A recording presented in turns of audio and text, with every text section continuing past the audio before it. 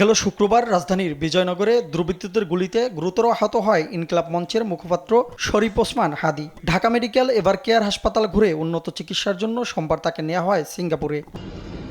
মঙ্গলবার সকালে Singapore general হাসপাতালে হাদির কয়েকটি গুরুত্বপূর্ণ পরীক্ষা নিরীক্ষার রিপোর্ট পর্যালোচনা করেন চিকিৎসকরা। হাদির শারীরিক অবস্থা এখনও অপরিবর্তিত। চিকিৎসকদের বরাত দিয়ে এ তথ্য জানান হাদির ভাই ওমর বিন হাদি। বাংলাদেশের যে ব্রেনের সিটি স্ক্যানে আমরা দেখেছি তার মাথায় যে বাম পাশটা ইসকেমিক চেঞ্জ আছে, ঠিক সেটা অপরিবর্তিত রয়েছে এবং ইসকেমিয়া কিছুটা বলা যায় যে আরো পরিলক্ষিত হয়েছে এবং তার যে মাথার যে ফোলাটা সেটাও এখনো রয়ে গিয়েছে।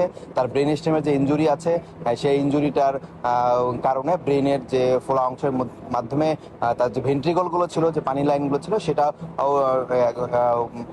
প্রায় বলা যায় যে অসুবিধার মধ্যে। শারীরিক অবস্থা বলবো যে এখনো ক্রিটিক্যাল এবং এখনো অপরিবর্তিত রয়েছে। বর্তমানে হাদির পরিবারের সঙ্গে পরবর্তী চিকিৎসা পরিকল্পনা বা রোডম্যাপ ঠিক করছেন চিকিৎসকরা। এদিকে ওসমান হাদিকে হত্যা চেষ্টার ঘটনায় প্রধান সন্দেহভাজন ফয়সাল করিম মাসুদের ঘনিষ্ঠ সহকারীকে জিজ্ঞাসাবাদের জন্য 7 দিনের রিমান্ড দিয়েছেন আদালত।